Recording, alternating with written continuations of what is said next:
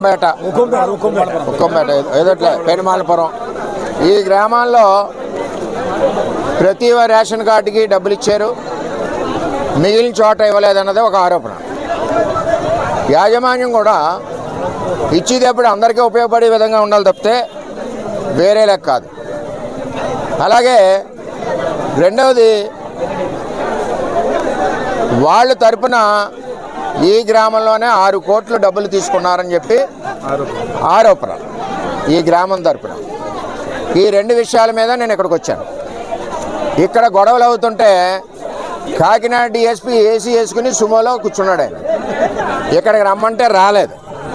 అంటే దేనికి వచ్చారు ఆ డిఎస్పీ గారు? రావాల్సిన పని ఏంటి డిఎస్పీ ఇక్కడికి? లా అండ్ ఆర్డర్ని కంట్రోల్ చేయడానికి. ఇక్కడ ఈ గొడవల్లో ఏదైనా అవుతే ఎవరు బాధ్యులు? ఎస్పీ గారు ఫోన్ చేసి పంపించారు, వచ్చిన వ్యక్తి ఏసీ కూర్చున్నాడు సుమోలో.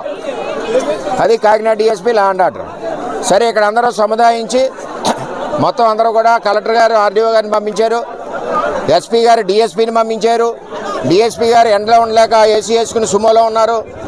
మిగిలిన మొత్తానికి ఈ ఘర్షణ నుంచి మేము బయటకు వచ్చి వారికి ఇచ్చిన మాట ఏంటంటే, కలెక్టర్ గారు 20వ తారీఖు నాడు కంపెనీ యాజమాన్యంతో కూర్చోబెట్టి వీరికి ఏ విధంగా చేయాలి, న్యాయం చేయాలన్న ఆలోచనతో కలెక్టర్ గారు ఆర్డీఓ గారిని పంపించడం, నాతో కూడా మాట్లాడడం జరిగింది.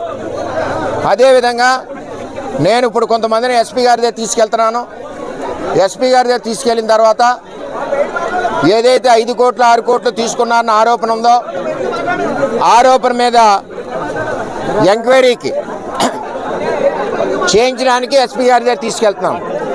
ఎస్పీ గారి దగ్గర తీసుకెళ్ళడానికి కారణం ఏంటి? ఎస్పీ గారు పంపించిన డిఎస్పీ ఏసీ వేసుకుని సుమోలో కూర్చున్నాడు, కింద దిగట్లేదు.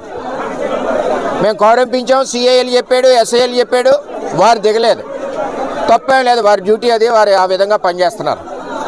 ఎస్పీ గారు డిఎస్పీని పంపించారు, కలెక్టర్ గారు ఆర్డీఓని పంపించారు. ఆర్డీఓ ఇక్కడ ఆల్రెడీ కలెక్టర్ గారు చెప్పిన మెసేజ్ చెప్పారు. ఆ డిఎస్పీ ఎస్పీ గారు పంపించిన డిఎస్పీ ఆ మెసేజ్ ఇక్కడ ఎవరికి చెప్పలేదు. నేను కూడా 10 నిమిషాలు వెయిట్ చేశాను ఇక్కడ గొడవలు ఉంటే. ఆయన సుమోలో నుంచి తిరగలేదు. ధన్యవాదాలు ఆయనకి, కోనపేట తరపున. అంటే ఏ గొడవలైనా ఏదైనా ఆయనకి అనవసరం లేదు లా అండ్ ఆర్డర్. ఓకే, అంచేత ఏంటంటే 2 ఇష్యూలు. ఒకటి, ఎస్పీ గారి దగ్గర తీసుకెళ్తున్నప్పుడు ఎస్పీ గారు పని లేదు, డిఎస్పీ ఇక్కడ ఉంటే. డిఎస్పీ బిజీగా ఉన్నారు, ఏసీలో ఉన్నారు, ఎండలోకి రావట్లేదు కాబట్టి సుమోలో దిగట్లేదు ఆయన. ఎస్పీ గారి దగ్గర వీరిని తీసుకెళ్తున్నాం. తీసుకెళ్ళి అక్కడ కంప్లైంట్ ఇచ్చి ఆ డబ్బుల వ్యవహారం తేలుస్తాం. ఆ 6 కోట్ల ఆరోపణది. తర్వాత రెండవది, కలెక్టర్ గారు ఆర్డీఓని పంపించారు. ఆర్డీఓ గారు 20వ తారీఖు నాడు కలెక్టర్ గారు మాట్లాడారు. ఆ మీటింగ్లో వీళ్ళకి న్యాయం జరగాలి, జరగకపోతే వీళ్ళ తరపున నేనే ఉండవలసిన పరిస్థితి వస్తుంది. ఇక్కడ అన్ని పార్టీలు కలిసి ఉన్నాయి, ఒక పార్టీయే కాదు. ఇక్కడ సమస్య మత్స్యకారుల పొట్ట సమస్య, వేరే సమస్య కాదు ఇది. అది ఒకసారి ఆ కంపెనీ యాజమాన్యం కూడా ఆలోచించుకుని దాని ప్రకారం 20వ తారీఖు వచ్చినప్పుడు వస్తే బాగుంటుందని చెప్పి నేను మనవి చేస్తున్నాను. కోనపాపంపేట మత్స్యకార గ్రామంలోని ప్రజలందరూ కూడా ఆందోళన చేస్తున్నారనేసి మా దృష్టికి వచ్చిన వెంటనే కలెక్టర్ గారి దృష్టి తీసుకురావడం జరిగింది. కలెక్టర్ గారు ఫిషరీస్ డిపార్ట్మెంట్ వారితో గతంలో జరిగింది తెలుసుకున్నారు. అదేవిధంగా కంపెనీ ప్రతినిధులతో మాట్లాడారు. అయితే కంపెనీ ప్రతినిధులు ప్రస్తుతం అందుబాటులో లేరు కాబట్టి వారు 20వ తారీఖున కలెక్టర్ గారు ఆదేశించిన ప్రకారం 20వ తారీఖున వస్తూ ఉన్నారు. 20వ తారీఖున ప్రజాప్రతినిధుల సమక్షంలో ఈ మత్స్యకార నాయకులతోటి కలెక్టర్ కార్యాలయంలో సమన్వయ సమావేశం పెట్టి అక్కడ ఈ సమస్య పరిష్కారానికి కృషి చేస్తానని కలెక్టర్ గారు హామీ ఇమ్మన్నారు. ఆ హామీ మేరకు ఇక్కడికి రావడం జరిగింది. ఇక్కడ గౌరవనీయులు వర్మ గారి ఆధ్వర్యంలో ప్రజలందరికీ కూడా వారు నచ్చచెప్పారు. చాలా ఆవేశపరంగా ఆందోళనగా ఉన్నా సరే వారి సహకారంతో ప్రజలందరూ కూడా ఒప్పుకున్నారు ఈ డిమాండ్ని.